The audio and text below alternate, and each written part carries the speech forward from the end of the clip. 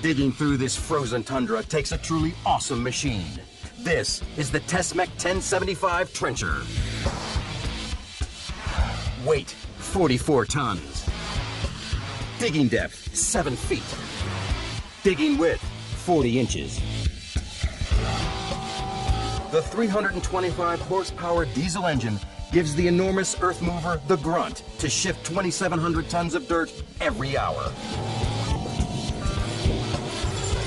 This particular trencher is heavy enough that you can go down 7.5 feet and dig all day long if you need to.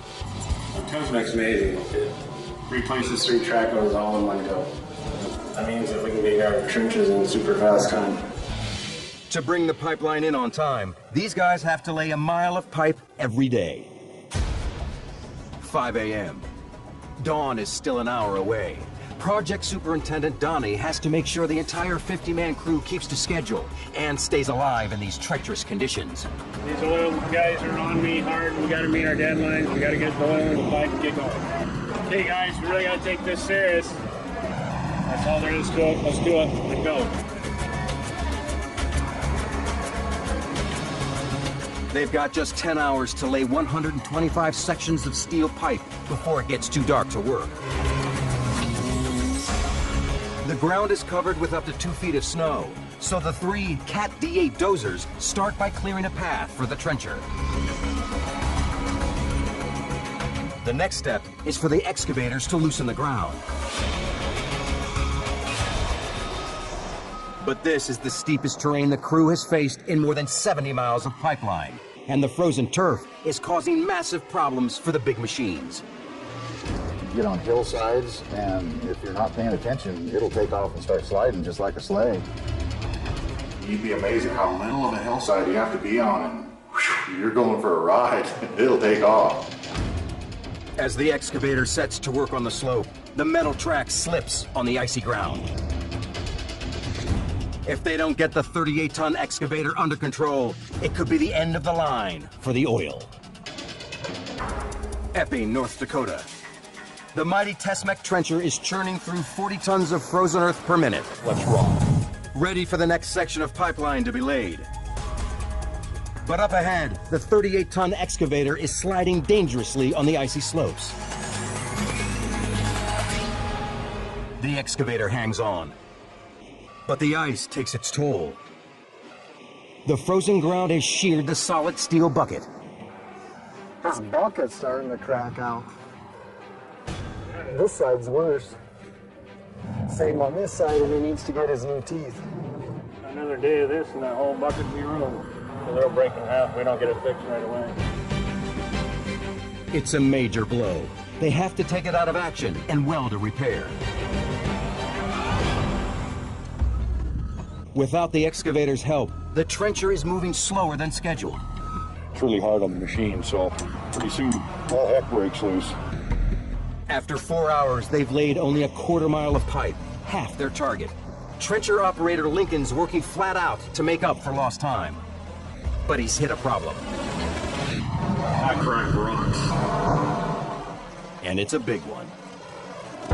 Hey, Robert, I need you to come down here and fish out a bunch of rocks in front of the trencher. All right, I'm on my way, Link. A heavy excavator, capable of shifting loads up to 6,000 pounds, comes in to move the boulder.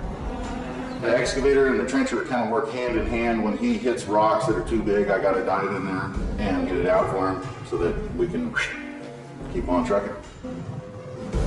But even with the hard rock gone, the trencher's not out of trouble. You broke a tooth? Yeah, snapped a tooth.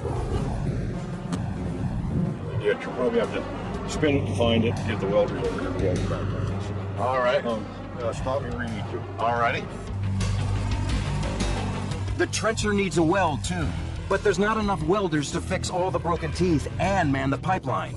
This could stall the entire project. What the hell are you doing up here? I thought you were supposed to be welding in the pipeline. I'm not gonna get moving if you're over here blowing smoke. Epping, North Dakota.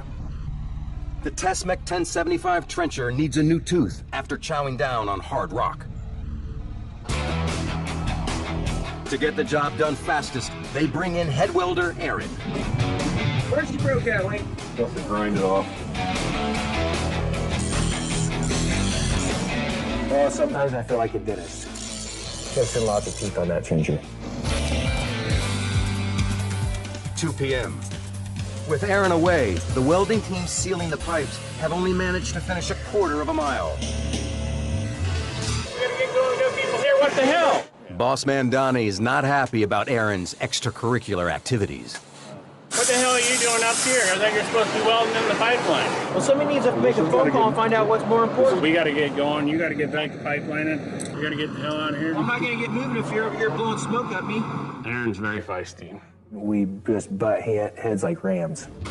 But while they argue, the day's target is slipping further out of reach.